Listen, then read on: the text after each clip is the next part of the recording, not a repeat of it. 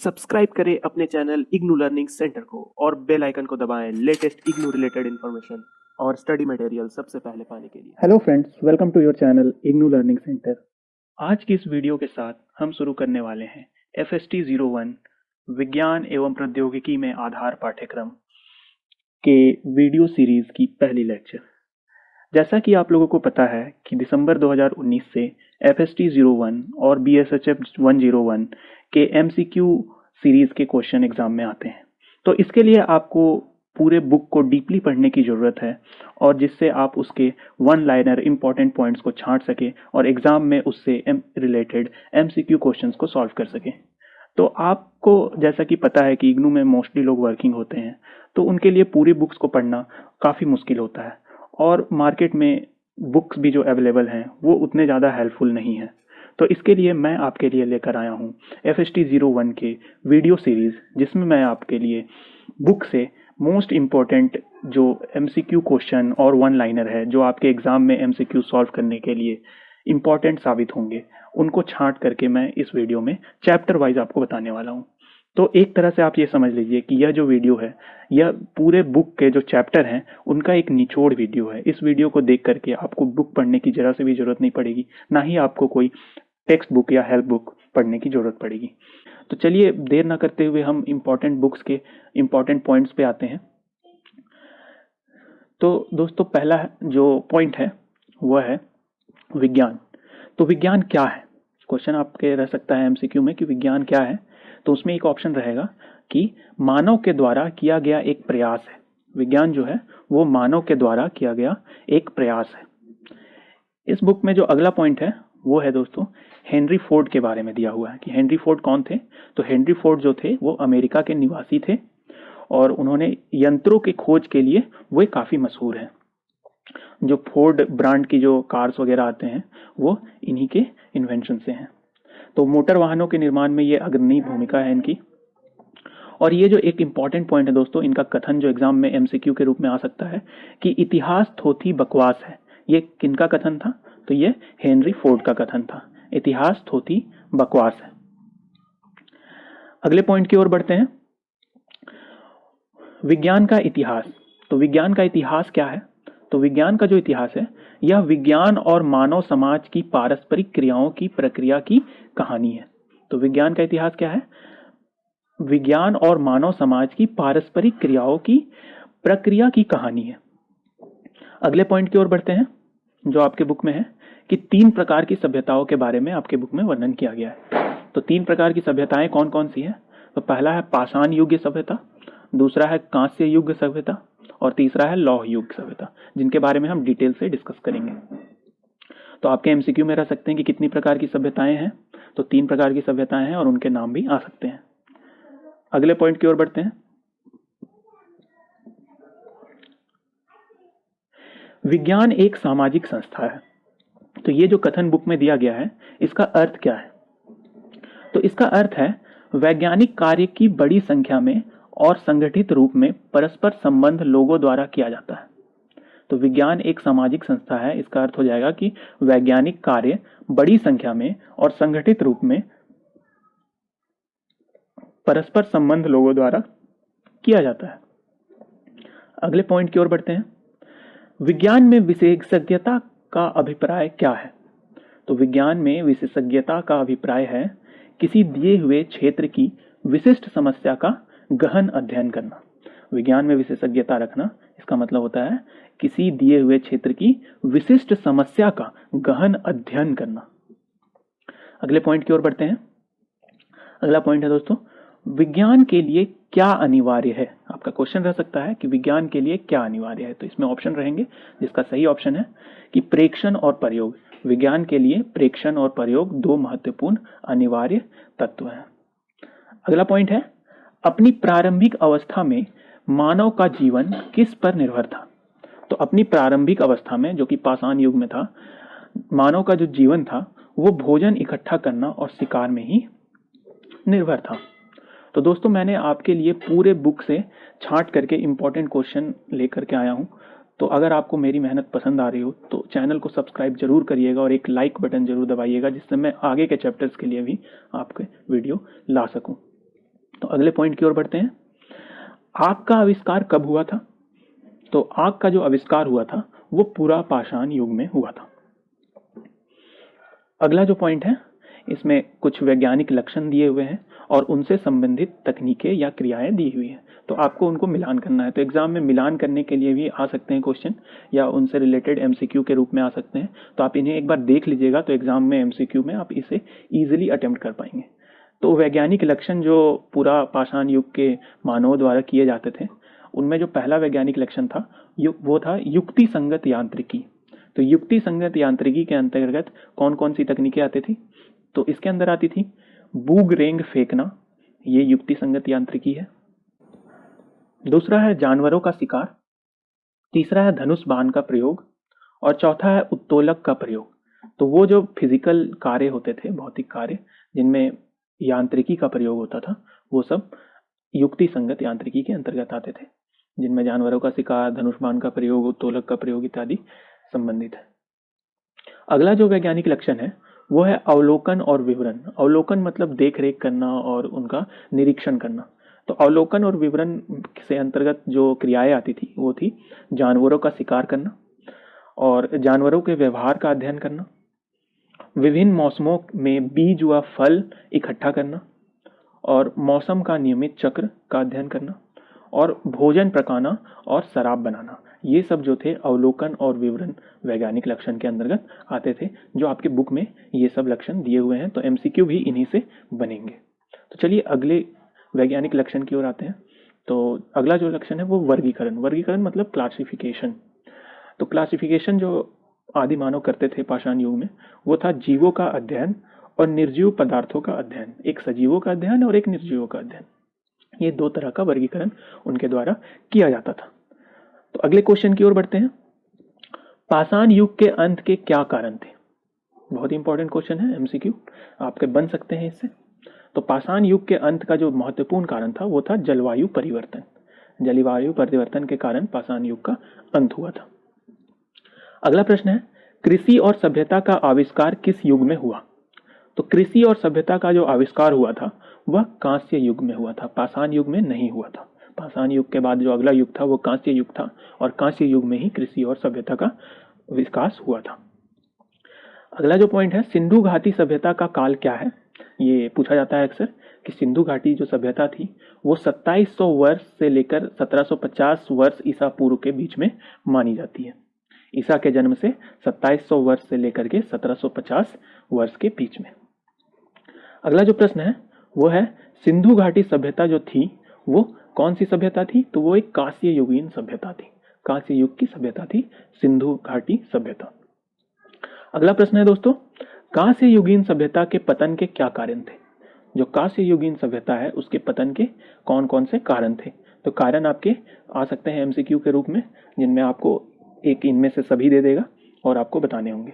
तो इनमें पहला जो ऑप्शन है वो है उत्पादक और अधिकार जमाने वाले विभिन्न वर्गों का उदय। ये पहला कारण था कि उत्पादक और अधिकार जमाने वाले विभिन्न वर्गों का उदय हो गया था, जिसके कारण कांस्य युगीन सभ्यता का अंत हुआ था।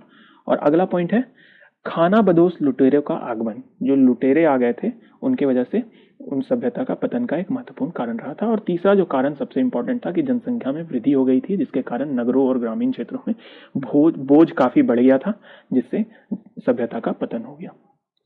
अगले प्रश्न की ओर बढ़ते हैं दोस्तों। अगर वीडियो पसंद आ रही हो, मेरी मेहनत जरा से भी आपको अच्छी लग रही हो, तो मुझे मोटिवेट करने के लिए एक लाइक जरूर करें, ताकि मैं अगले चैप्टर्स की भी वीडियो आपके लिए जल्द से जल्द पहुंचा सकूं। तो अगला पॉइंट है धातुओं का उपयोग सर्वप्रथम किया गया था। तो धातुओं का जो उपयोग किया गया था वो सर्वप्रथम कांस्य युग में किया गया था।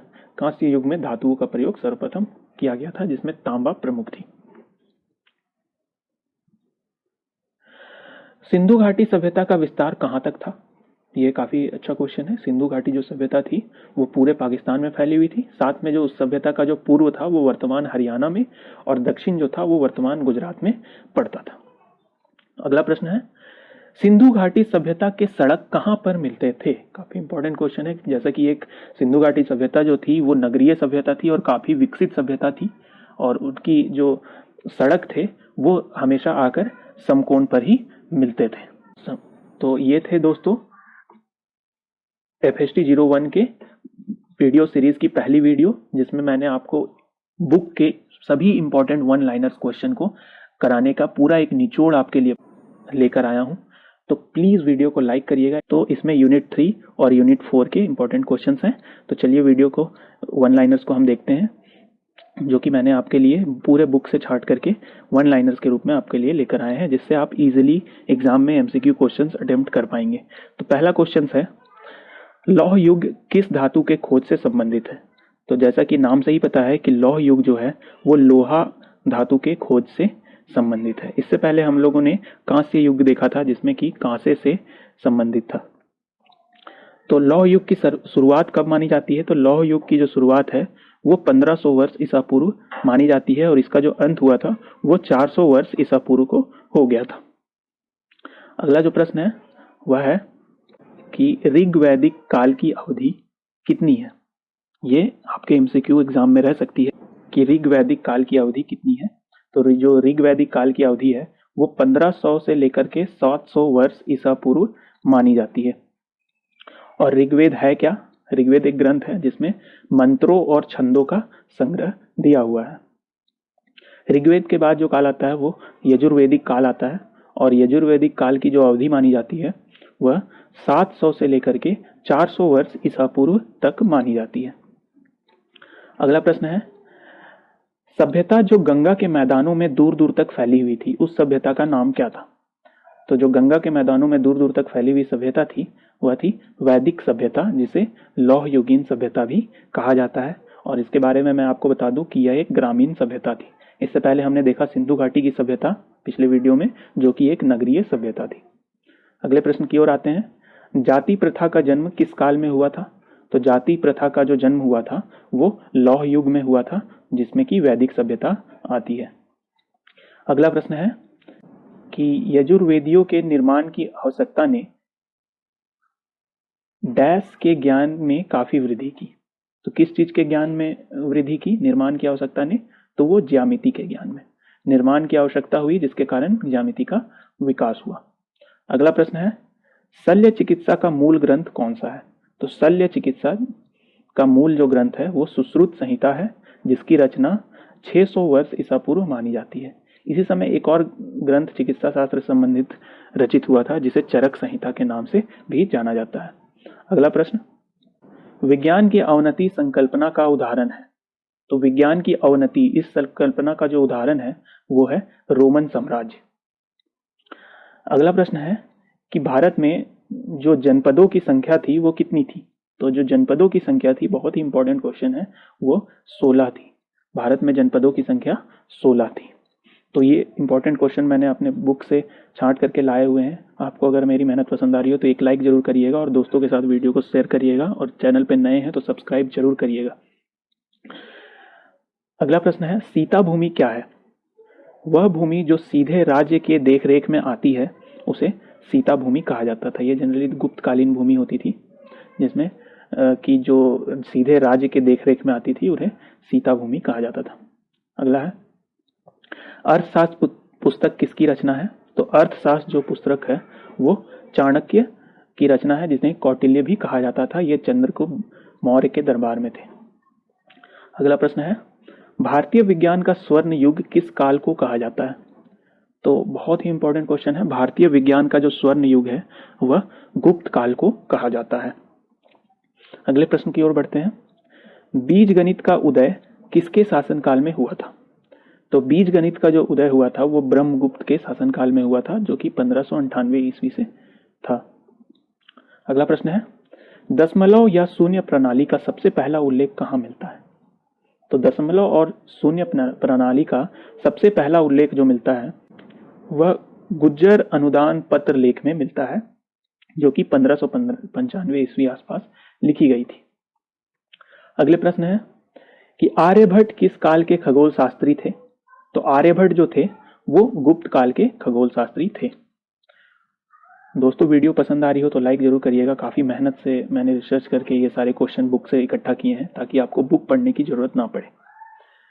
अगला जो है, यहाँ कुछ वैज्ञानिकों के नाम दिए हुए हैं, उनसे संबंधित जो कथन थे वो आपको याद करने हैं। हो सकता है आपको कथन दिया हुआ रहेगा एग्जाम में और उस वैज्ञानिक का नाम लिखना रहेगा, या डायरेक्ट आपको कथन भी एमसीक्यू के रूप में पूछ सकता है। तो पहला जो है आर्यभट्ट। आर्यभट्ट जो थे उनका जो कथन था वह था पृथ्वी घूमती है और आकाश स्थिर। आर्यभट्ट ने सर्वप्रथम कहा था कि पृथ्वी जो है वो चारों ओर घूमती है, लेकिन जो आकाश है वो स्थिर है। और दूसरा कथन इन्होंने यह दिया था कि जो ग्रहण है चंद्रमा पर पृथ्वी की छाया पड़ने के कारण लगता है। तो ये दो कथन जो है आर्यभट्ट ने दिए थे। और दूसरे जो वैज्ञानिक थे वो वराहमिहिर थे।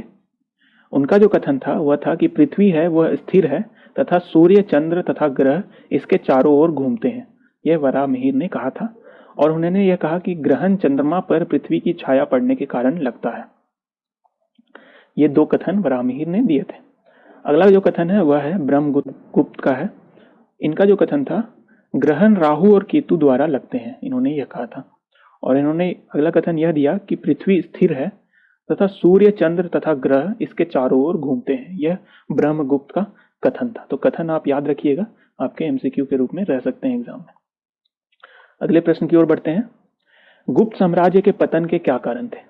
तो गुप्त साम्राज्य का जो पतन हुआ था वो उसका जो मुख्य वजह थी वो हूनों का आक्रमण था। अगला प्रश्न है भारत में संघर्ष का युग कौन सा था? तो भारत में जो संघर्ष का युग माना जाता है वो 750 ईस्वी से 1000 ईस्वी तक माना जाता है। इनमें 3 राजवंशों पाल, प्रतिहार और राष्ट्रकूटों के बीच संघर्ष होता रहता था, इसलिए इस युग को संघर्ष का युग माना जाता है। अगला जो इंपॉर्टेंट पॉइंट्स है उनको देख लेते हैं हम कि अयस्क क्या होते हैं। तो अयस्क जो होता है वो कच्ची धातु के स्रोत जिससे रासायनिक क्रिया द्वारा धातु को अलग किया जाता है, उन्हें अयस्क कहा जाता है। कच्ची धातु होती है जिनसे धातु को अलग किया जाता है। अगला जो है वो है उपनिवेश। तो उपनिवेश क्या होता है कि किसी साम्राज्य द्वारा अपने आर्थिक व राजनीतिक विकास के लिए किसी अन्य राज्य को अपने अधीन करना उपनिवेश कहलाता है। अपने आर्थिक और राजनीतिक स्वार्थ के लिए किसी दूसरे राज्य को अपने अधीन कर लेना। अगला पॉइंट है अनिक्स क्या है? तो अनिक्स जो है वो एक प्रकार का कीमती पत्थर है। अगला पॉइंट टोटेम क्या है? तो टोटेम जो है वो जनजातीय समूहों के वंश चिन्ह होते हैं, टोटेम। और नेक्स्ट पॉइंट है सामंतशाही। सामंतशाही व्यवस्था क्या होती है? तो सामंतशाही व्यवस्था जो है वह व्यवस्था जिसमें बड़े जमींदार जनता से लगान वसूल करके राजा को कर देते थे, उसे सामंतशाही व्यवस्था कहा जाता है। जिसमें बड़े जमींदार जनता से टैक्स कर वसूल करते थे और राजा को पहुंचाते थे। तो ये थे दोस्तों इंपॉर्टेंट चैप्टर 3 और 4 से मोस्ट इंपॉर्टेंट क्वेश्चन और एमसीक्यू वन लाइनर्स जो आपके एग्जाम में काफ़ी इंपॉर्टेंट साबित होंगे। आपको बुक पढ़ने की बिल्कुल आवश्यकता नहीं है। अगर आप इतने क्वेश्चन कर लेते हैं तो मेरी 100% गारंटी है कि एक भी क्वेश्चन आपके एग्जाम में इन चैप्टर से नहीं छूटेंगे। तो आपको अगर मेरी मेहनत पसंद आ रही हो तो वीडियो को एक लाइक जरूर करिएगा, और चैनल पर नए हो तो सब्सक्राइब करते हुए हम इंपॉर्टेंट बुक्स के इंपॉर्टेंट पॉइंट्स पे आते हैं। तो दोस्तों पहला जो पॉइंट है वह है विज्ञान। तो विज्ञान क्या है? क्वेश्चन आपके रह सकता है एमसीक्यू में कि विज्ञान क्या है। तो उसमें एक ऑप्शन रहेगा कि मानव के द्वारा किया गया एक प्रयास है। विज्ञान जो है वो मानव के द्वारा किया गया एक प्रयास है। इस बुक में जो अगला पॉइंट है वो है दोस्तों हेनरी फोर्ड के बारे में दिया हुआ है कि हेनरी फोर्ड कौन थे। तो हेनरी फोर्ड जो थे वो अमेरिका के निवासी थे और उन्होंने यंत्रों की खोज के लिए वो काफ़ी मशहूर हैं। जो फोर्ड ब्रांड की जो कार्स वगैरह आते हैं वो इन्हीं के इन्वेंशन से हैं। तो मोटर वाहनों के निर्माण में ये अग्रणी भूमिका है इनकी। और ये जो एक इंपॉर्टेंट पॉइंट है दोस्तों, इनका कथन जो एग्जाम में एमसीक्यू के रूप में आ सकता है कि इतिहास थोथी बकवास है। ये किनका कथन था? तो ये हेनरी फोर्ड का कथन था, इतिहास थोथी बकवास है। अगले पॉइंट की ओर बढ़ते हैं, विज्ञान का इतिहास। तो विज्ञान का इतिहास क्या है? तो विज्ञान का जो इतिहास है यह विज्ञान और मानव समाज की पारस्परिक क्रियाओं की प्रक्रिया की कहानी है। तो विज्ञान का इतिहास क्या है? विज्ञान और मानव समाज की पारस्परिक क्रियाओं की प्रक्रिया की कहानी है। अगले पॉइंट की ओर बढ़ते हैं जो आपके बुक में है कि 3 प्रकार की सभ्यताओं के बारे में आपके बुक में वर्णन किया गया है। तो 3 प्रकार की सभ्यताएं कौन कौन सी है? तो पहला है पाषाण युग सभ्यता, दूसरा है कांस्य युग सभ्यता और तीसरा है लौह युग सभ्यता, जिनके बारे में हम डिटेल से डिस्कस करेंगे। तो आपके एमसीक्यू में रह सकते हैं कि कितनी प्रकार की सभ्यताएं हैं। तो 3 प्रकार की सभ्यताएं हैं और उनके नाम भी आ सकते हैं। अगले पॉइंट की ओर बढ़ते हैं, विज्ञान एक सामाजिक संस्था है। तो ये जो कथन बुक में दिया गया है, इसका अर्थ क्या है? तो इसका अर्थ है वैज्ञानिक कार्य की बड़ी संख्या में और संगठित रूप में परस्पर संबंध लोगों द्वारा किया जाता है। तो विज्ञान एक सामाजिक संस्था है, इसका अर्थ हो जाएगा कि वैज्ञानिक कार्य बड़ी संख्या में और संगठित रूप में परस्पर संबंध लोगों द्वारा किया जाता है। अगले पॉइंट की ओर बढ़ते हैं। विज्ञान में विशेषज्ञता का अभिप्राय क्या है? तो विज्ञान में विशेषज्ञता का अभिप्राय है किसी दिए हुए क्षेत्र की विशिष्ट समस्या का गहन अध्ययन करना। विज्ञान में विशेषज्ञता रखना, इसका मतलब होता है किसी दिए हुए क्षेत्र की विशिष्ट समस्या का गहन अध्ययन करना। अगले पॉइंट की ओर बढ़ते हैं। अगला पॉइंट है दोस्तों, विज्ञान के लिए क्या अनिवार्य है? आपका क्वेश्चन रह सकता है कि विज्ञान के लिए क्या अनिवार्य है। तो इसमें ऑप्शन रहेंगे, जिसका सही ऑप्शन है कि प्रेक्षण और प्रयोग। विज्ञान के लिए प्रेक्षण और प्रयोग दो महत्वपूर्ण अनिवार्य तत्व हैं। अगला पॉइंट है, अपनी प्रारंभिक अवस्था में मानव का जीवन किस पर निर्भर था? तो अपनी प्रारंभिक अवस्था में, जो कि पाषाण युग में था, मानव का जो जीवन था वो भोजन इकट्ठा करना और शिकार में ही निर्भर था। तो दोस्तों, मैंने आपके लिए पूरे बुक से छांट करके इंपॉर्टेंट क्वेश्चन लेकर के आया हूं। तो अगर आपको मेरी मेहनत पसंद आ रही हो तो चैनल को सब्सक्राइब जरूर करिएगा और एक लाइक बटन जरूर दबाइएगा, जिससे मैं आगे के चैप्टर्स के लिए भी आपके वीडियो ला सकूं। तो अगले पॉइंट की ओर बढ़ते हैं। आग का आविष्कार कब हुआ था? तो आग का जो आविष्कार हुआ था वो पूरा पाषाण युग में हुआ था। अगला जो पॉइंट है, इसमें कुछ वैज्ञानिक लक्षण दिए हुए हैं और उनसे संबंधित तकनीकें या क्रियाएं दी हुई हैं। तो आपको उनको मिलान करना है। तो एग्जाम में मिलान करने के लिए भी आ सकते हैं क्वेश्चन, या उनसे रिलेटेड एमसीक्यू के रूप में आ सकते हैं। तो आप इन्हें एक बार देख लीजिएगा, तो एग्जाम में एमसीक्यू में आप इसे इजीली अटेम्प्ट कर पाएंगे। तो वैज्ञानिक लक्षण जो पूरा पाषाण युग के मानवों द्वारा किए जाते थे, उनमें जो पहला वैज्ञानिक लक्षण था वो था युक्ति संगत यांत्रिकी। तो युक्ति संगत यांत्रिकी के अंतर्गत कौन कौन सी तकनीकें आती थी? तो इसके अंदर आती थी बूग रेंग फेंकना, ये युक्ति संगत यांत्रिकी है। दूसरा है जानवरों का शिकार, तीसरा है धनुष बाण का प्रयोग, और चौथा है उत्तोलक का प्रयोग। तो वो जो फिजिकल कार्य होते थे, भौतिक कार्य जिनमें यांत्रिकी का प्रयोग होता था, वो सब युक्ति संगत यांत्रिकी के अंतर्गत आते थे, जिनमें जानवरों का शिकार, धनुष बाण का प्रयोग, उत्तोलक का प्रयोग इत्यादि संबंधित है। अगला जो वैज्ञानिक लक्षण है वो है अवलोकन और विवरण। अवलोकन मतलब देख रेख करना और उनका निरीक्षण करना। तो अवलोकन और विवरण से अंतर्गत जो क्रियाएं आती थी वो थी जानवरों का शिकार करना और जानवरों के व्यवहार का अध्ययन करना, विभिन्न मौसमों में बीज व फल इकट्ठा करना, और मौसम का नियमित चक्र का अध्ययन करना, और भोजन पकाना और शराब बनाना। ये सब जो थे अवलोकन और विवरण वैज्ञानिक लक्षण के अंतर्गत आते थे, जो आपके बुक में ये सब लक्षण दिए हुए हैं। तो एमसीक्यू भी इन्हीं से बनेंगे। तो चलिए अगले वैज्ञानिक लक्षण की ओर आते हैं। तो अगला जो लक्षण है वो वर्गीकरण। वर्गीकरण मतलब क्लासिफिकेशन। तो क्लासिफिकेशन जो आदि मानव करते थे पाषाण युग में, वो था जीवों का अध्ययन और निर्जीव पदार्थों का अध्ययन। एक सजीवों का अध्ययन और एक निर्जीवों का अध्ययन। ये दो तरह का वर्गीकरण उनके द्वारा किया जाता था। तो अगले क्वेश्चन की ओर बढ़ते हैं। पाषाण युग के अंत के क्या कारण थे? बहुत इंपॉर्टेंट क्वेश्चन है, एमसीक्यू आपके बन सकते हैं इससे। तो पाषाण युग के अंत का जो महत्वपूर्ण कारण था वो था जलवायु परिवर्तन। जलवायु परिवर्तन के कारण पाषाण युग का अंत हुआ था। अगला प्रश्न है, कृषि और सभ्यता का आविष्कार किस युग में हुआ? तो कृषि और सभ्यता का जो आविष्कार हुआ था वह कांस्य युग में हुआ था, पाषाण युग में नहीं हुआ था। पाषाण युग के बाद जो अगला युग था वो कांस्य युग था, और कांस्य युग में ही कृषि और सभ्यता का विकास हुआ था। अगला जो पॉइंट है, सिंधु घाटी सभ्यता का काल क्या है? ये पूछा जाता है अक्सर कि सिंधु घाटी जो सभ्यता थी वो 2700 वर्ष से लेकर 1750 वर्ष ईसा पूर्व के बीच में मानी जाती है। ईसा के जन्म से 2700 वर्ष से लेकर के 1750 वर्ष के बीच में।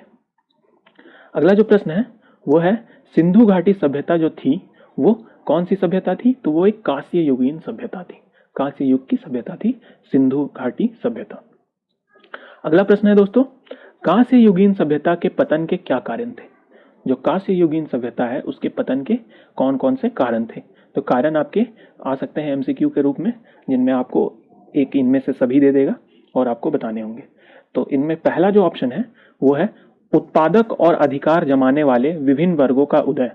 ये पहला कारण था कि उत्पादक और अधिकार जमाने वाले विभिन्न वर्गों का उदय हो गया था, जिसके कारण कांस्य युगीन सभ्यता का अंत हुआ था।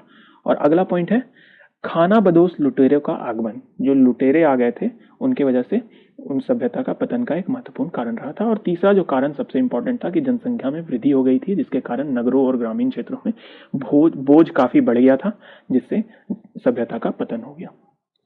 अगले प्रश्न की ओर बढ़ते हैं दोस्तों। अगर वीडियो पसंद आ रही हो, मेरी मेहनत जरा से भी आपको अच्छी लग रही हो, तो मुझे मोटिवेट करने के लिए एक लाइक जरूर करें, ताकि मैं अगले चैप्टर्स की भी वीडियो आपके लिए जल्द से जल्द पहुंचा सकूं।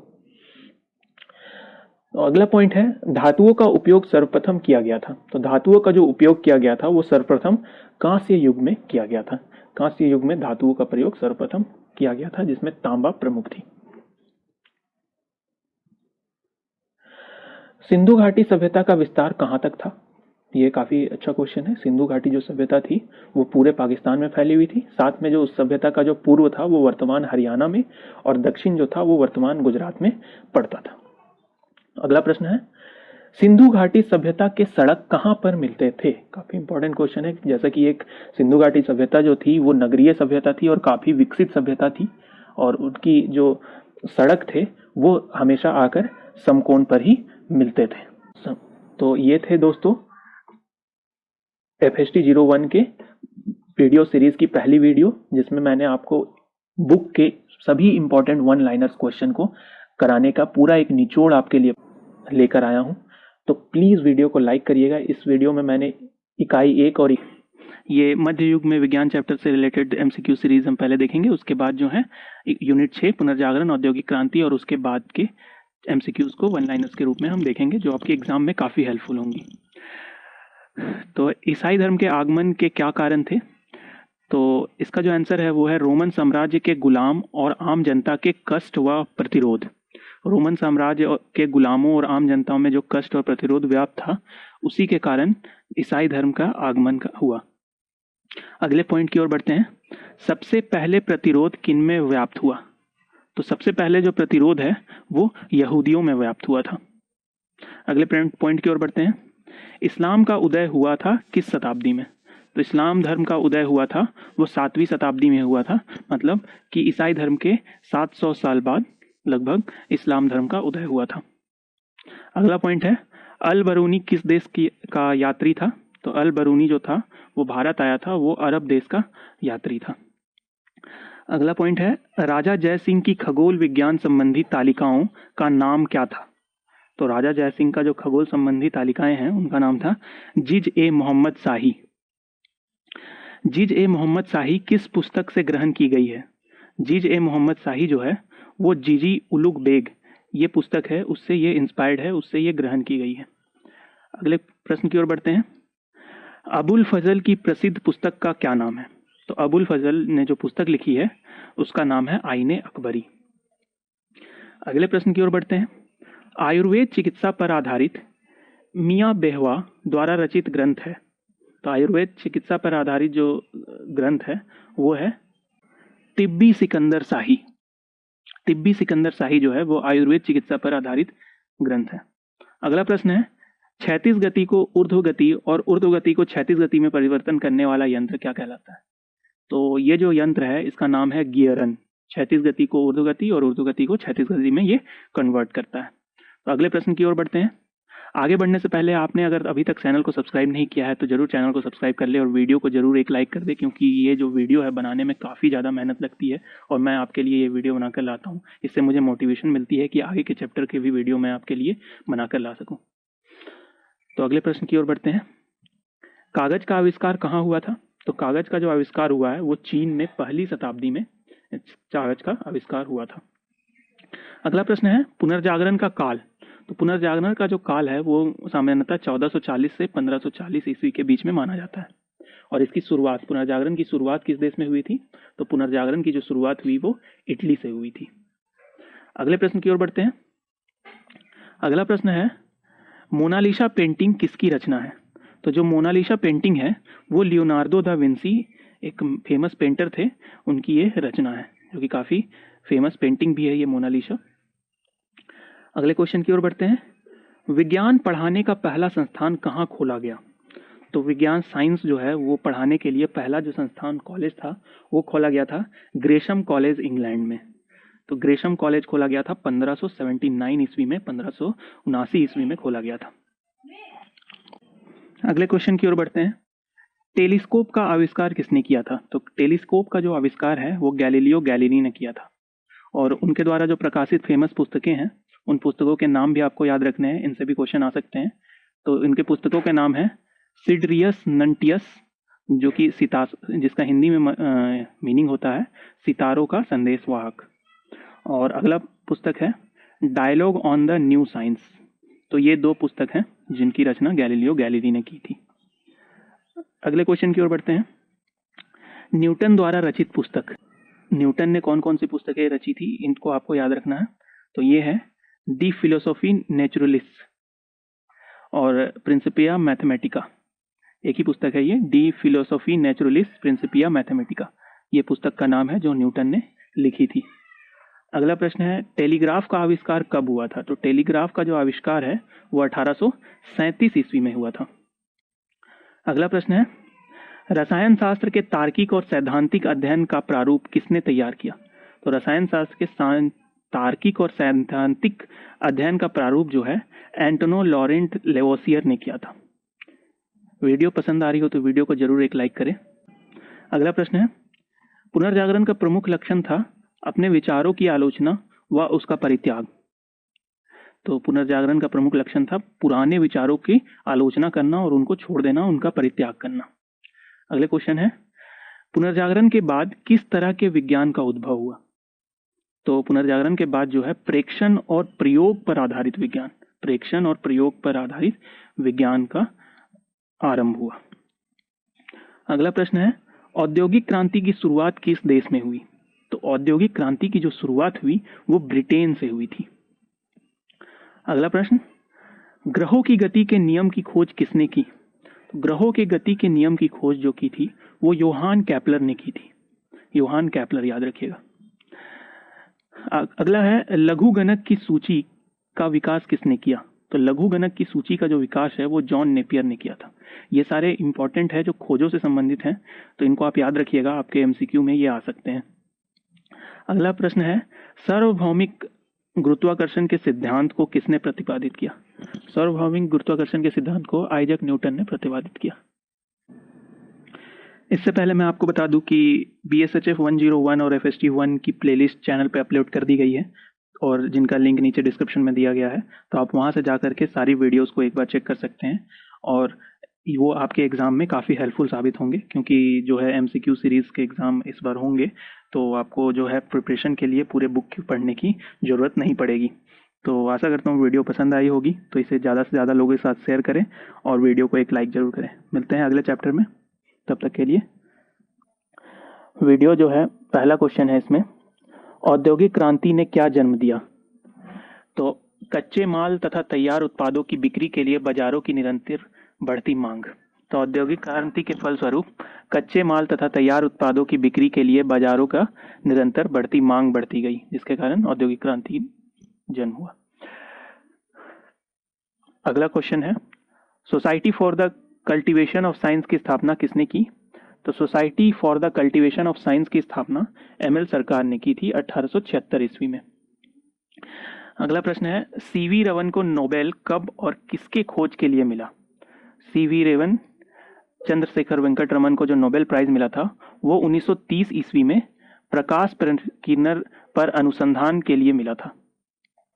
अगला प्रश्न है इंडियन साइंस कांग्रेस का एसोसिएशन का जन्म कब हुआ था? इंडियन साइंस कांग्रेस एसोसिएशन, इसकी जो स्थापना हुई थी वो 1914 ईस्वी में हुई थी। अगले प्रश्न की ओर बढ़ते हैं। ये सारे इंपॉर्टेंट क्वेश्चन हैं, सारे आपके बुक से उठाए गए क्वेश्चन हैं, मैं उनके सेलेक्ट करके आपके लिए लाया हूँ। हैंड रिटन नोट्स हैं, आपको बुक में पढ़ने की जरूरत नहीं पड़ेगी, आप काफ़ी कम समय में काफ़ी अच्छा अटेम्प्ट कर सकते हैं अपने क्वेश्चन को, अगर आप इन वीडियोज़ को रेगुलरली वॉच करते हैं। तो वीडियो को जरूर वॉच करें और लाइक करें, जिससे आपको मुझे मोटिवेशन मिलती है इस तरह के वीडियो आगे चैप्टर के बनाने के लिए। और चैनल को सब्सक्राइब करके बेल आइकन जरूर दबा लें ताकि आपको न्यू वीडियो की नोटिफिकेशन मिलती रहे। अगले प्रश्न की ओर चलते हैं। इंडियन इंडस्ट्रियल कमीशन 1916 की नियुक्ति के क्या उद्देश्य थे? तो इंडियन इंडस्ट्रियल कमीशन 1916 की नियुक्ति के जो उद्देश्य थे उनमें भारत की वैज्ञानिक और औद्योगिक दृष्टि से आत्मनिर्भर बनाना था। भारत को आत्मनिर्भर बनाना था, किसके दृष्टि से? वैज्ञानिक और औद्योगिक दृष्टि से आत्मनिर्भर। अगला प्रश्न है, वैज्ञानिक तथा औद्योगिक अनुसंधान परिषद की स्थापना कब हुई? वैज्ञानिक तथा औद्योगिक अनुसंधान परिषद की स्थापना जो हुई थी वो 1942 ईस्वी में हुई थी। अगले प्रश्न की ओर बढ़ते हैं। विज्ञान की विशेषताएं, तो विज्ञान की क्या क्या विशेषताएं हैं, ये आपके एमसीक्यू रूप में आ सकते हैं। इनमें से सारे दिए हुए रहेंगे और इनको एक कोई ऑप्शन रहेगा, इनमें से कोई नहीं या इनमें से सभी, तो आपको उनमें चूज करना रहेगा। तो इसको आपको सारे को लर्न करना रहेगा। तो पहला इसमें है विज्ञान की विशेषताएं कि विज्ञान वस्तु पूरक है। दूसरा पॉइंट है विज्ञान गतिमान है, विज्ञान परिवर्तनशील है, हठधर्मिता से परे है और कभी पूरा नहीं हो सकता। तो इनमें से कुछ ऑप्शन दिए हुए रहेंगे, तो आपको उनमें से चूज करना रहेगा।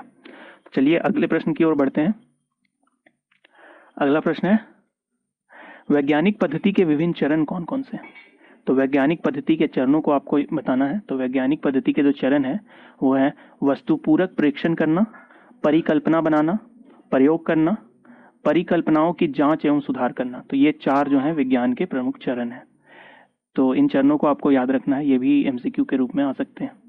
अगले प्रश्न की ओर बढ़ते हैं। अगला प्रश्न जो है वो है अमलगम क्या है? तो अमलगम जो होता है वो पारे के साथ किसी भी धातु को मिश्रण किया जाता है तो उसे अमलगम कहा जाता है। कि अमलगम जो भी चीज रहेगी उसमें पारा तो मर्क्यूरी तो जरूर ही रहेगा। तो वीडियो पसंद आ रही हो तो इस वीडियो को जरूर एक लाइक करें और दोस्तों के साथ शेयर भी इसे जरूर करें, ताकि ज़्यादा से ज़्यादा लोग इस एग्ज़ाम में अटेम्प्ट कर पाएँ ज़्यादा से ज़्यादा क्वेश्चंस को। तो अगले प्रश्न की ओर बढ़ते हैं।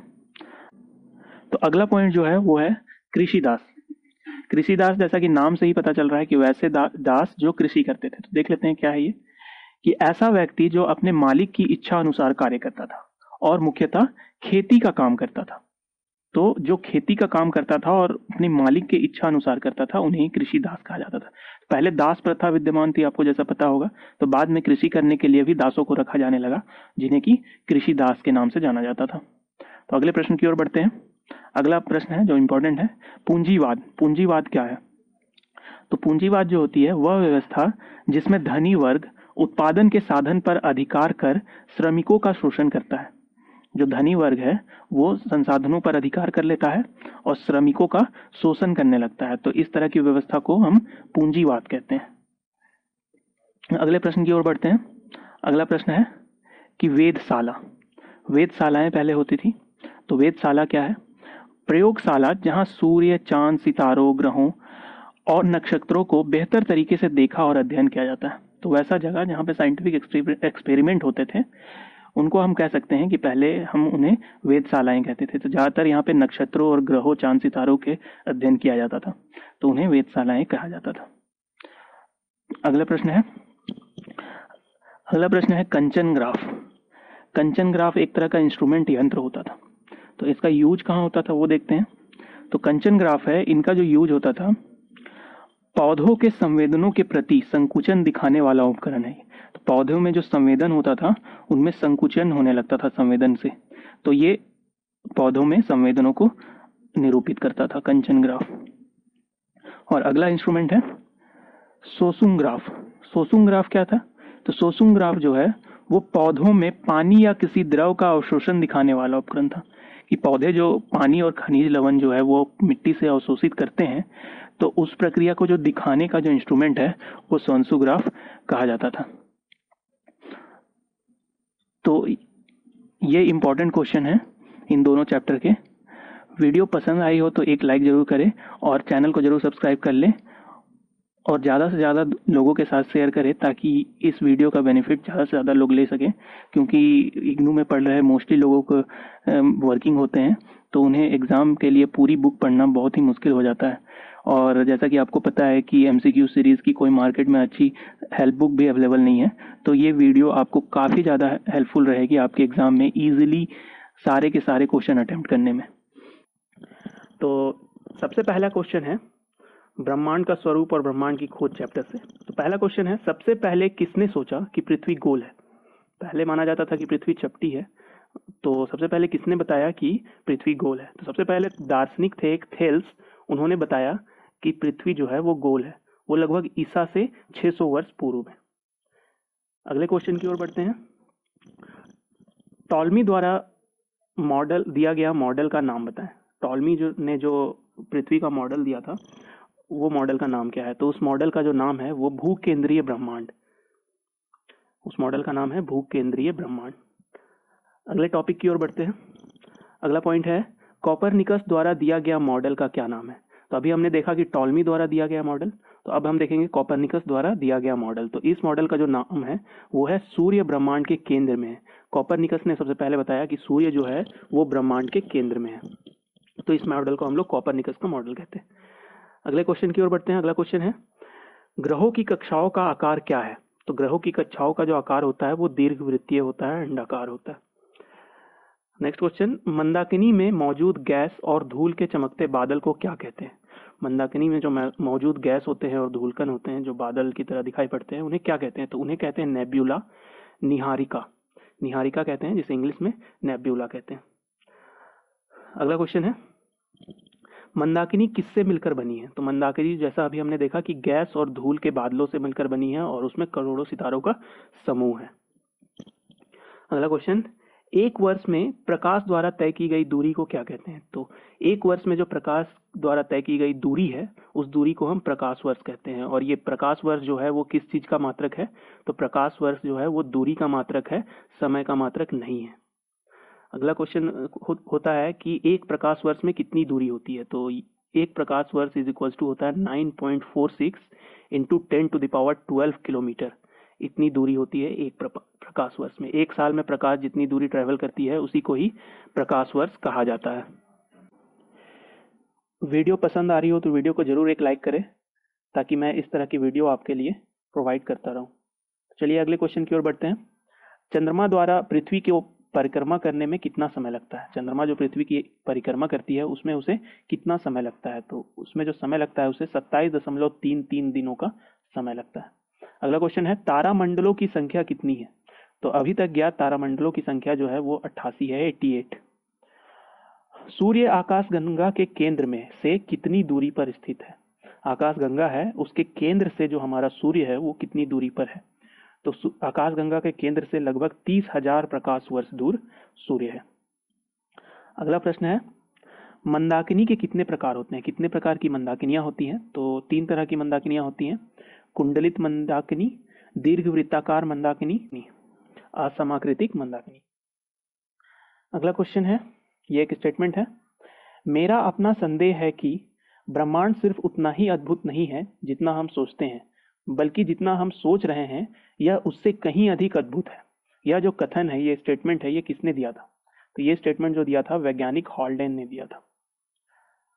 अगला क्वेश्चन है जेबीएस हॉल्डेन। जेबीएस हॉल्डेन ब्रिटेन के जीव वैज्ञानिक थे। ये कौन थे हॉल्डेन? अभी हमने देखा कि वैज्ञानिक हॉल्डेन ने ये कथन दिया था, तो ये कहाँ के वैज्ञानिक थे? तो ब्रिटेन के थे, जो बाद में भारतीय वैज्ञानिक बन गए थे। अगला प्रश्न है अदृश्य विकिरणों के उदाहरण कौन कौन से? तो अदृश्य विकिरण जो है उनके उदाहरण वो कौन कौन से हैं? तो इंफ्रारेड रेज जो होते हैं वो होते हैं अदृश्य विकिरण, अल्ट्रावायलेट रेज होते हैं, रेडियो वेव्स होते हैं, और एक्स रेज होते हैं, और गामा रेज होते हैं।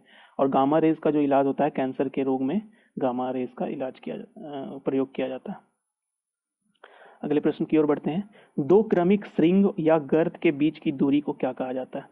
तो दो क्रमिक श्रृंग यानी क्रेस्ट और गर्त यानी ट्रॉ के बीच की दूरी को क्या कहा जाता है? तो उसे तरंग दैर्घ्य कहा जाता है। तरंग दैर्घ्य का डेफिनेशन है ये, तो इसके बारे में एग्जाम में पूछा जा सकता है। तो ब्रह्मांड से रिलेटेड और आकाशगंगा से रिलेटेड एक सेपरेट वीडियो भी बनाई गई है, उसे आप देख सकते हैं। मैंने आई बटन में ऊपर और नीचे डिस्क्रिप्शन में दे दी है। उसमें काफ़ी ज़्यादा 50 से ज़्यादा एमसीक्यूज उसमें कवर किए गए हैं, वो वीडियो को भी आप जरूर देख लें। चलिए अगले क्वेश्चन की ओर बढ़ते हैं। तरंग दैर्घ्य का मात्रक क्या है? तो तरंग दैर्घ्य का जो मात्रक है वो मीटर है। अभी हमने देखा तरंग दैर्घ्य का डेफिनेशन, उसकी परिभाषा। अब उसका मात्रक पूछा जा सकता है, तो मात्रक उस तरंग दैर्घ्य का होता है मीटर। अगले प्रश्न की ओर बढ़ते हैं, आवृत्ति का मात्रक क्या है? आवृत्ति मतलब फ्रीक्वेंसी। आवृत्ति का जो मात्रक होता है वो हर्ट्ज होता है, उसे हर्ट्ज में मापा जाता है। अगला प्रश्न है, सबसे छोटी तरंगदैर्घ्य की तरंगों को क्या कहते हैं? सबसे छोटी तरंगदैर्घ्य की तरंगों को हम गामा किरणें कहते हैं। गामा किरणें जो होती हैं वो सबसे छोटे तरंगदैर्घ्य होता है, यानी कि उसकी जो फ्रीक्वेंसी होती है वो सबसे ज़्यादा होती है।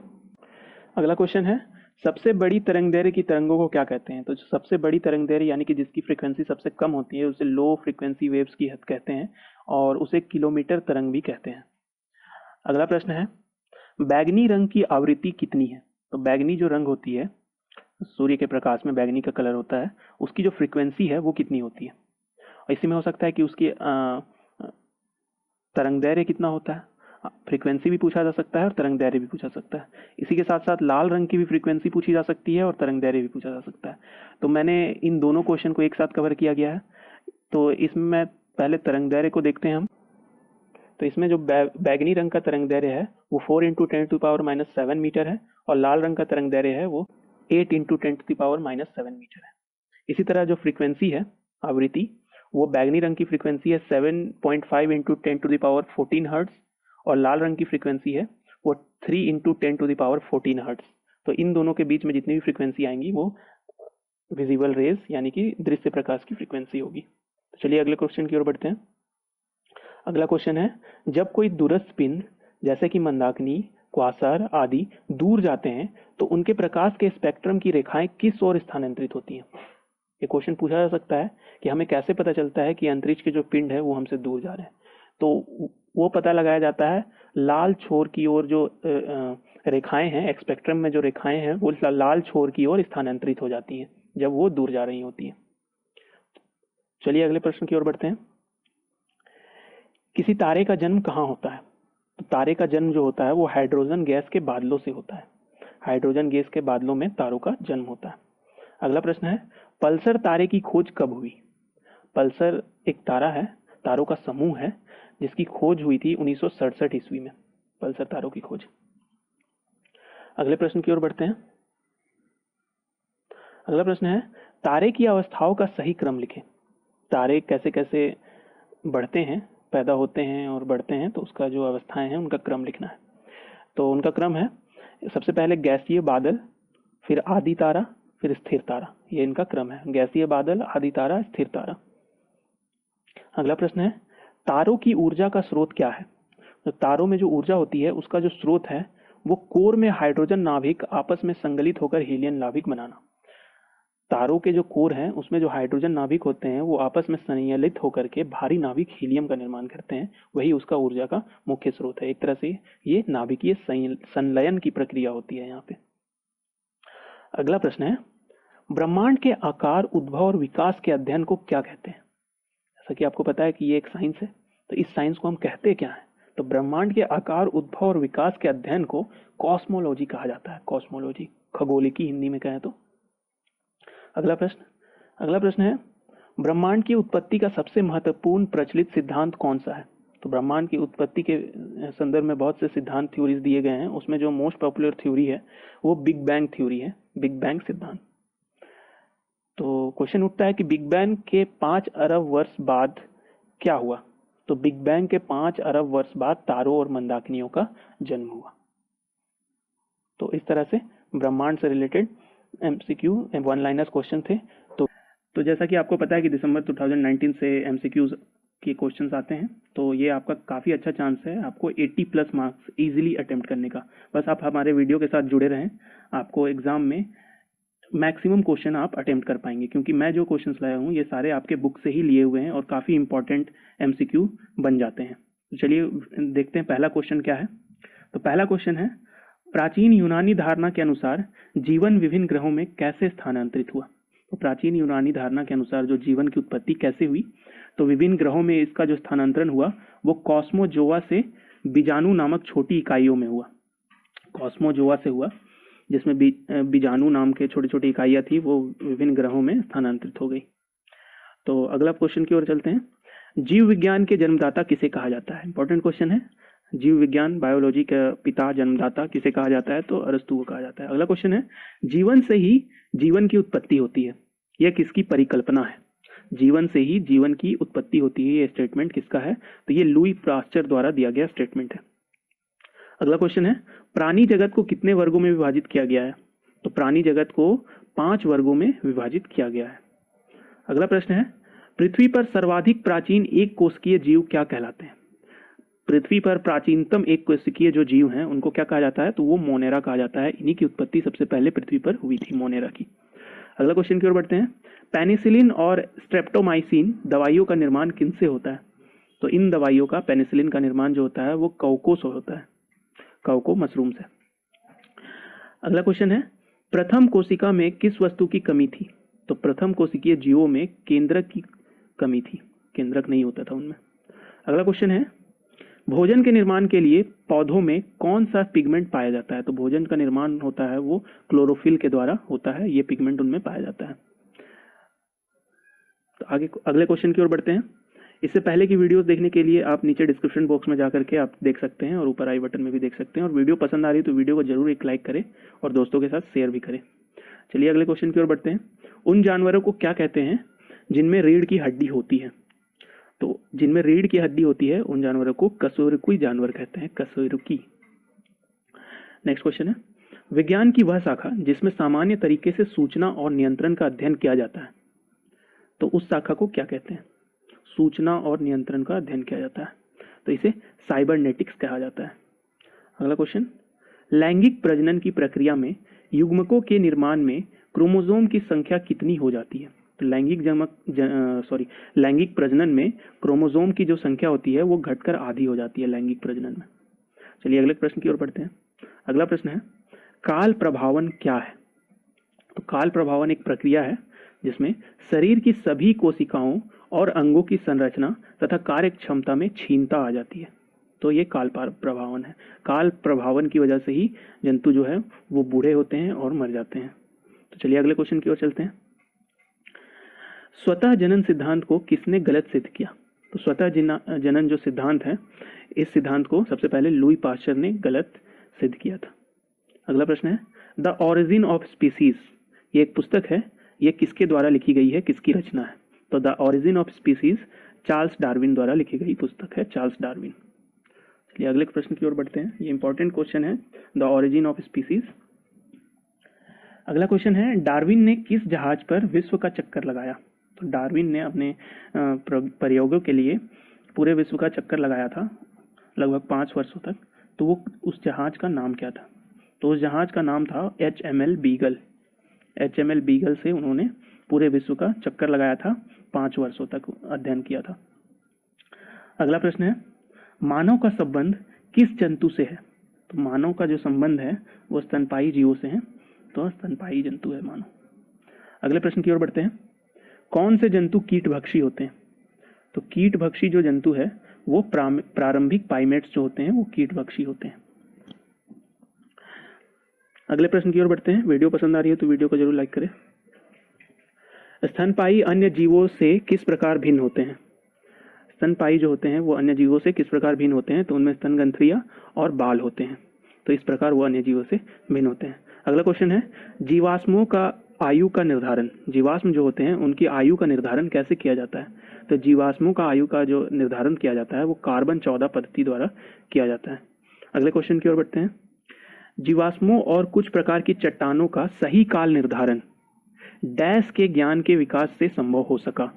फिल इन द ब्लैंक्स के टाइप के भी क्वेश्चन आपके आ सकते हैं, तो आप इस स्टेटमेंट को ध्यान रखिएगा कि जीवाश्मों और कुछ प्रकार की चट्टानों का सही काल निर्धारण जो होता है वो रेडियोधर्मिता के ज्ञान के कारण ही संभव हो सका है। रेडियोधर्मिता की वजह से ही हम चट्टानों और जीवाश्मों का आयु का पता लगा पाते हैं। तो ये एक इम्पॉर्टेंट चैप्टर हो जाता है क्योंकि इसमें मानव विकास और जीव जंतुओं का विकास कैसे हुआ है इसके संदर्भ में बताया गया है। इसमें कुछ महत्वपूर्ण थ्योरीज भी आती हैं, जैसे कि विकासवाद का सिद्धांत, उत्परिवर्तन का सिद्धांत, कैसे इंसान विकसित हुआ। तो इन सब के बारे में इस चैप्टर में काफ़ी डिटेल से बताया गया है, तो आप एक बार इस चैप्टर को पढ़ सकते हैं चाहे तो, या इनमें कुछ कुछ जो fill in the blanks type के क्वेश्चन हैं उनको आप देख सकते हैं। वैसे इनमें मैंने सफिशिएंट बहुत ही इंपॉर्टेंट क्वेश्चन को ही लिया है जो कि मुझे लगा कि आपके एग्जाम में आ सकते हैं। तो चलिए अब देखते हैं अगले क्वेश्चन को। तो अगला क्वेश्चन है, किसी जीवाश्म की आयु जिसमें सभी जैविक पदार्थों का ह्रास हो गया हो का अनुमान कैसे लगाया जा सकता है? मतलब कि किसी जीवाश्म की आयु का हमें पता लगाना है और उसमें जैविक पदार्थों के खत्म हो चुके हैं, दैट मीन्स उसमें की कार्बन की मात्रा बहुत कम मतलब ना के बराबर हो चुकी है, तो उस प्रकार के जीवाश्म को आप कैसे उसकी आयु का पता लगा पाएंगे? क्योंकि कार्बन 14 पद्धति के द्वारा हमें पता है कि किसी जीवों के कार्बन से हमें पता चलता है कि उसमें कितनी आयु है उसके जीवाश्म में। लेकिन अगर वो बहुत पुराना है वो जीवाश्म और उसमें कार्बन बचा ही नहीं है, तो हम उस जीवाश्म को कैसे उसकी आयु का पता लगाएंगे? तो इसमें हम पता लगाते हैं फ्लोरीन या फास्फोरस के रेडियोधर्मी समस्थानिक की सहायता से। हमने देखा कि जीवाश्म की आयु का पता तो कार्बन 14 पद्धति के द्वारा लगाया जाता है, लेकिन तब जब उसमें कार्बन बचा हुआ हो। यदि उसमें कार्बन ना हो तो उस स्थिति में हम फ्लोरीन या फास्फोरस के रेडियोधर्मी समस्थानिक की सहायता से उस जीवाश्म का आयु का पता लगाते हैं। तो इस तरह से हम जीवन की उत्पत्ति और मानव के विकास के बारे में काफ़ी सारे क्वेश्चंस को देखें। तो इससे पहले मैं आपको बता दूं कि अगर चैनल पे पहली बार हैं तो चैनल को जरूर सब्सक्राइब कर लें, क्योंकि यहाँ पे आपको इग्नू से रिलेटेड सारे स्टडी मटेरियल और जानकारी आपको प्रोवाइड की जाती है। तो इस चैनल को सब्सक्राइब करके बेल आइकन को जरूर दबा लें। तो चलिए चैप्टर्स को शुरू करते हैं, जो कि है पारिस्थितिक तंत्र और पर्यावरण। पर्यावरण से रिलेटेड मैंने एक सेपरेट वीडियो भी बना रखी है, जो आप प्लेलिस्ट में जाकर चेक कर सकते हैं। उसमें मैंने मोस्ट इम्पॉर्टेंट एमसीक्यू क्वेश्चंस की उसमें कराया है, जो आपके एग्जाम में एक सैंपल क्वेश्चन की तरह है कि उस टाइप के क्वेश्चन आपके एग्जाम में आ सकते हैं। तो पहला क्वेश्चन है, जीव विज्ञान की वह शाखा जिसमें जीवों और उनके पर्यावरण के बीच संबंधों का अध्ययन करते हैं उसे क्या कहते हैं? तो उस विज्ञान को पारिस्थितिकी कहते हैं, जिसमें जीवों और उसके पर्यावरण के बीच संबंधों का अध्ययन किया जाता है। अगले क्वेश्चन को देखते हैं, पर्यावरण के दो घटक कौन कौन से हैं? तो पर्यावरण के दो घटक हैं, जैविक और अजैविक घटक। अगला क्वेश्चन, पारिस्थितिक तंत्र के प्राणियों को कितने श्रेणियों में बांटा गया है? तो पारिस्थितिक तंत्र में प्राणियों को 3 श्रेणियों में बांटा गया है, जो कि हैं उत्पादक, उपभोक्ता और अपघटक। अगला प्रश्न, पृथ्वी पर सभी जीवों के लिए ऊर्जा का मुख्य स्रोत क्या है? तो ये आपको पता होना चाहिए कि पृथ्वी पर जीवन का मुख्य स्रोत, ऊर्जा के लिए जीवों का मुख्य स्रोत सूर्य है। अगला क्वेश्चन, प्रकाश संश्लेषण के मूल तत्व कौन कौन से हैं? तो प्रकाश संश्लेषण के मूल तत्व जो हैं वो सूर्य का प्रकाश, जो ऊर्जा का रूप है, कार्बन डाइऑक्साइड और जल है। अगला क्वेश्चन, हरे पौधे किस श्रेणी के अंतर्गत आते हैं? तो हरे पौधे उत्पादक के श्रेणी के अंतर्गत आते हैं। अगला क्वेश्चन, पारिस्थितिक तंत्र के लिए ऊर्जा का मुख्य स्रोत क्या है? तो पारिस्थितिक तंत्र के लिए ऊर्जा का मुख्य स्रोत सूर्य का प्रकाश है। जीवों के लिए भी ऊर्जा का मुख्य स्रोत सूर्य है और पारिस्थितिक तंत्र में भी ऊर्जा का मुख्य स्रोत सूर्य का प्रकाश ही है। अगला प्रश्न, पारिस्थितिक तंत्र ऊर्जा का प्रवाह कैसी प्रक्रिया है? पारिस्थितिक तंत्र में ऊर्जा का जो प्रवाह होता है वो कैसे होता है, कैसी प्रक्रिया है? तो वो एक तरफा होता है। अगले क्वेश्चन की ओर बढ़ते हैं। अगला क्वेश्चन है, किसी पारिस्थितिक तंत्र में ऊर्जा का प्रवेश किनसे होता है? तो किसी पारिस्थितिक तंत्र में ऊर्जा का प्रवेश उत्पादकों से होता है। अगला प्रश्न, पर्यावरण के 3 घटक कौन कौन से हैं? तो पर्यावरण के 3 घटक जो हैं वो महासागर, वायुमंडल और वन है। पर्यावरण के घटक है यहाँ पर। पर्यावरण के 3 घटक जो हैं वो महासागर, वायुमंडल और वन है। अगला प्रश्न, कुछ जीव अपना स्वयं का प्रकाश उत्पन्न करते हैं, उन जीवों को क्या कहा जाता है? तो उस प्रक्रिया को जो कहा जाता है जीव संदीप्ति कहा जाता है, बायोल्यूमिनेंस। अगला प्रश्न, पृथ्वी के कितने प्रतिशत भाग में महासागर हैं? तो आपको पता होगा कि पृथ्वी के 70% भाग में महासागर है। अगला प्रश्न है, वायुमंडल समुद्र की सतह पर कितना दाब डालता है? तो वायुमंडल जो है वो समुद्र की सतह पर 1 किलोग्राम प्रति वर्ग सेंटीमीटर का दबाव डालता है, जिसे एक वायुमंडलीय दाब भी कहते हैं, और इसका मात्रक होता है 1 पास्कल। 1 पास्कल के इक्विवेलेंट होता है ये 1 किलोग्राम प्रति वर्ग सेंटीमीटर। अगले प्रश्न की ओर बढ़ते हैं, पृथ्वी का सबसे बड़ा और सबसे घने पारिस्थितिक तंत्र कौन सा है? तो पृथ्वी का सबसे बड़ा और सबसे घने पारिस्थितिक तंत्र है वो महासागर है। अगला प्रश्न, समुद्र में पाए जाने वाले जीवों की मात्रा और प्रकार को नियंत्रित करने वाले प्रमुख कारक कौन कौन से हैं? तो समुद्र में पाए जाने वाले जीवों की मात्रा और उनकी प्रकार को नियंत्रित करने वाले जो कारक हैं वो हैं ऊर्जा और पोषक पदार्थ। इन्हीं से वो नियंत्रित होते हैं। वीडियो पसंद आ रही हो तो वीडियो को जरूर एक लाइक करें और दोस्तों के साथ शेयर करें, ताकि मुझे मोटिवेशन मिलता रहे इसी तरह के वीडियो आपके लिए लाते रहने के लिए। तो अगले क्वेश्चन को देखते हैं, कौन सी घटना गहरे जल से खनिजों और आवश्यक पदार्थों को सतह पर लाता है? तो उस घटना को क्या कहते हैं? जो गहरे जल से खनिजों और आवश्यक पदार्थों को सतह पर लाता है। तो इस प्रक्रिया को उत्प्रवाह कहते हैं, उत्प्रवाह। अगले प्रश्न की ओर बढ़ते हैं। अगला प्रश्न है, उष्ण तथा नम वन में पाए जाने वाले पौधे हैं। उष्ण तथा नम वनों में पाए जाने वाले जो पौधे हैं वो हैं ऑर्किड, ब्रोमोलियड। अगला क्वेश्चन, चिपको आंदोलन किससे संबंधित है? तो चिपको आंदोलन जो है वो वनों के संरक्षण से संबंधित है। चिपको आंदोलन के बारे में और भी डिटेल से मैंने एक दूसरी वीडियो में डिस्कस किया है, जिसमें मैंने पर्यावरण से रिलेटेड मोस्ट इम्पोर्टेंट एमसीक्यूज को डिस्कस किया है और उनको आपको बताया है। तो आप उस वीडियो को जरूर देख लें, वो आपके एग्जाम में काफ़ी हेल्पफुल होंगी। उसका लिंक मैंने डिस्क्रिप्शन में और ऊपर आई बटन में दे दिया है, तो आप उसे एक बार चेकआउट जरूर कर लें। चलिए अगले क्वेश्चन की ओर बढ़ते हैं। अगला क्वेश्चन है, छद्मावरण क्या है? छद्मावरण पूछा जा सकता है कि ये क्या है। तो छद्मावरण जो है वो जीवों की एक सुरक्षात्मक नीति है, जिसमें वे अपने परिवेश से मेल खाता हुआ रंग और आकार अपना लेते हैं। जैसे जो जीव है वो परिवेश में अपने वातावरण के अनुसार अपने रंग को चेंज कर लेते हैं, उसी को छद्मावरण कहा जाता है। जैसे गिरगिट जो है वो घासों में अपना रंग घास की तरह बदलकर उसमें खुद को छुपा लेता है। चलिए अगले प्रश्न की ओर बढ़ते हैं। अगला प्रश्न क्या है देखते हैं। तो अगला प्रश्न जो है, किसी विशेष क्षेत्र में सभी अथवा कुछ चुने हुए जीव समूहों का कुल भार क्या कहलाता है? तो किसी विशेष क्षेत्र में सभी तथा कुछ चुने हुए जीवों समूहों का कुल भार जो है उसे हम जीव भार कहते हैं। तो दोस्तों, आपको ये वीडियो सीरीज कैसी लग रही है आप हमें कमेंट में ज़रूर बताएं, और आप एक सप्ताह में कितने चैप्टर्स चाहते हैं ये आप बताएं। क्योंकि दोस्तों आप ये भी ध्यान रखिए, क्योंकि इन नोट्स को बनाने के लिए मुझे सारे चैप्टर्स को डीपली स्टडी करना पड़ता है, फिर उनसे इंपॉर्टेंट क्वेश्चन को छांट कर आपके लिए लेकर आना पड़ता है। तो इसमें मुझे टाइम लगती है, इसलिए मैं एक सप्ताह में 2 वीडियो सीरीज़ आपके लिए लाता हूँ, जिसमें मैं टोटल 4 चैप्टर्स को कवर करता हूँ। तो आप पेशेंस बनाए रखें, आपको एक हफ्ते में 2 वीडियो मिलेगी, और आप इस वीडियो को ज़रूर लाइक करें और दोस्तों के साथ शेयर करें, ताकि मुझे मोटिवेशन मिले आगे इस वीडियो सीरीज़ को कंटिन्यू रखने के लिए। और आप इसमें क्या करेक्शन चाहते हैं और आपको ये वीडियो कैसी लग रही है, ये आप हमें कमेंट बॉक्स में ज़रूर बताएं।